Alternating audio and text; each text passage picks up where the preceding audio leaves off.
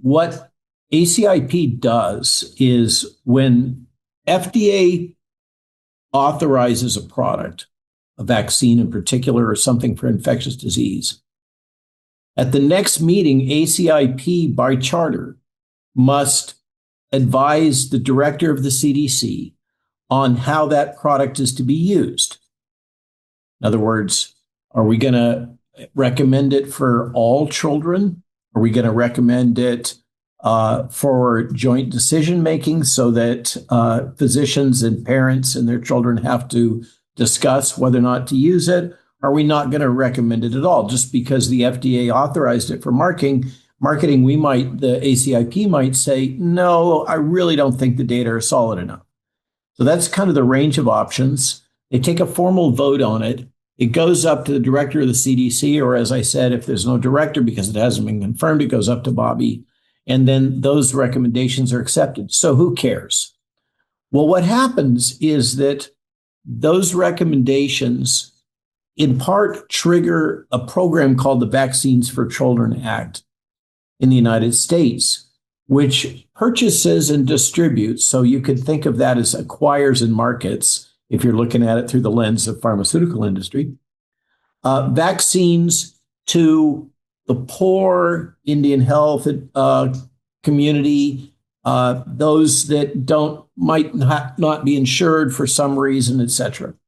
So basically, it's a big buy that happens if the ACIP authorizes it and the CDC director concurs. Furthermore, a whole lot of nations all over the world, and I don't know, perhaps even the UK, are influenced by the decisions at the Advisory Committee on Immunization Practices, which is why I say it's the mouse that roared.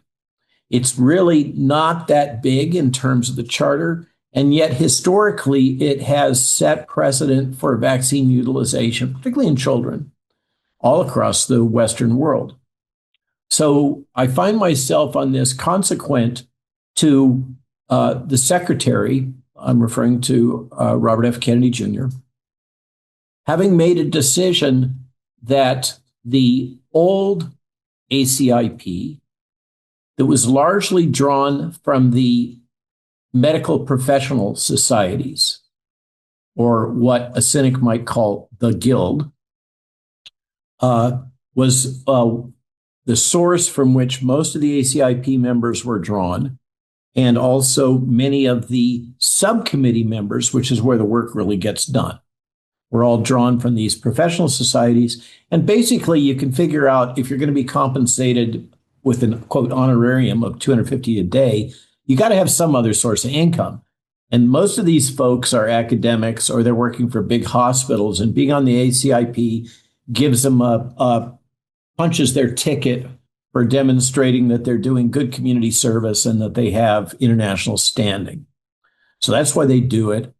But what Peter Thiel took $500,000 and turned it into $1 billion using the exact same techniques we're using inside the investment club. He met a CEO, his name was Zuckerberg. He pitched him the deal and he said, okay, I'll give you $500,000. Mark went public and sold the shares to people like you. Well, what happened to Peter? Well, he exited and got a 2,300x return.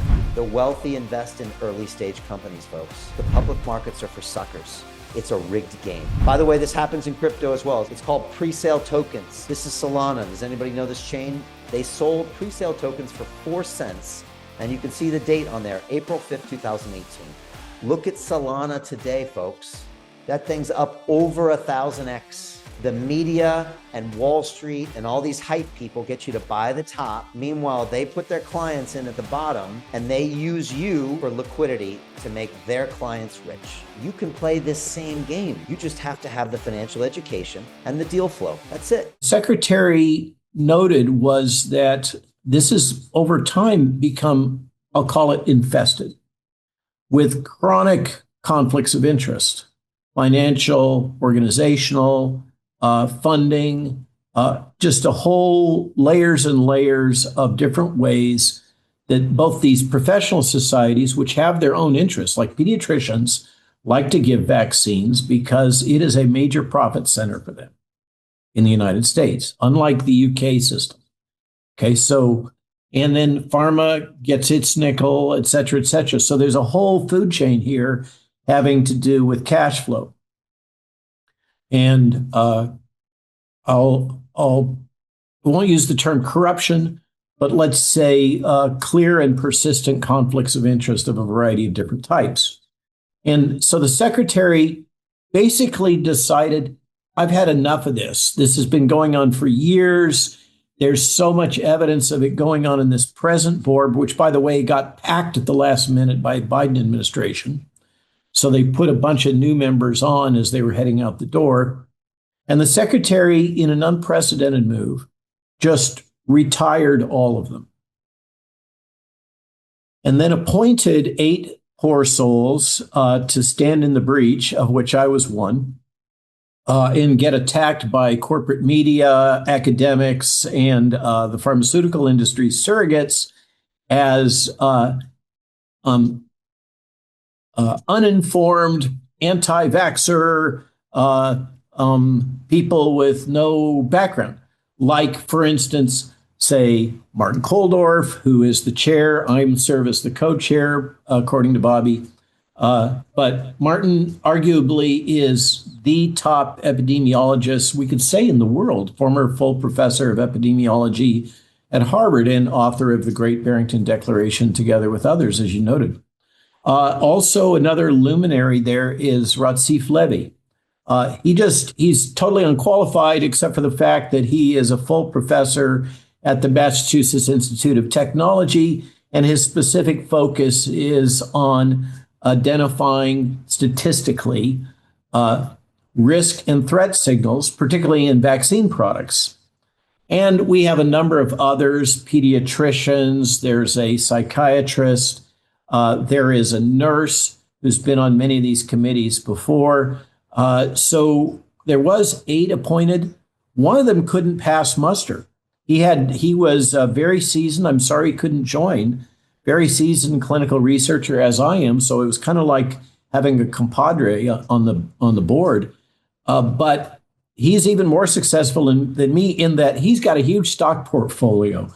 He's been working in industry for years, done quite well, and basically, not to put words in his mouth, but this is paraphrasing what he said to me. There's no way I'm going to work for $250 a day and have to sell all my stock. So that was a non-starter. So we're down to 7. So that's the context of what happened. And yeah, there was just a ton of hate. Hate at Bobby. In particular, there's people on the committee that said, you know why we like to have Malone here? Because the press all text Malone and they'd leave us alone. So I'm like catnip for the likes of the Atlantic Monthly. And they recycled a lot of the same authors that had had their round of punching me and hate back 4 years ago. Well, they kind of brought them back for a next round. And it got pretty absurd. Hey, I know investing in crypto is scary. It takes a real leap of faith because there are so many scams, rug pulls, and bad actors out there. It's a dangerous business, which is why 95% of people lose all their money. Well, that's why I created the London Real Investment Club, so you can access the hottest deals on the planet and use the crypto bull market to create the generational wealth that you deserve. Join my team of over 100 people from around the world that are making millions of dollars behind the scenes investing in blockchain, AI, Web3 games, DeFi, Bitcoin, and more. Don't miss out. Click the link below to book a call with one of my team now. But hurry, this bull market will end soon. I know investing in crypto can be scary. That's why you gotta join the investment club. Pull the trigger. Let's do this.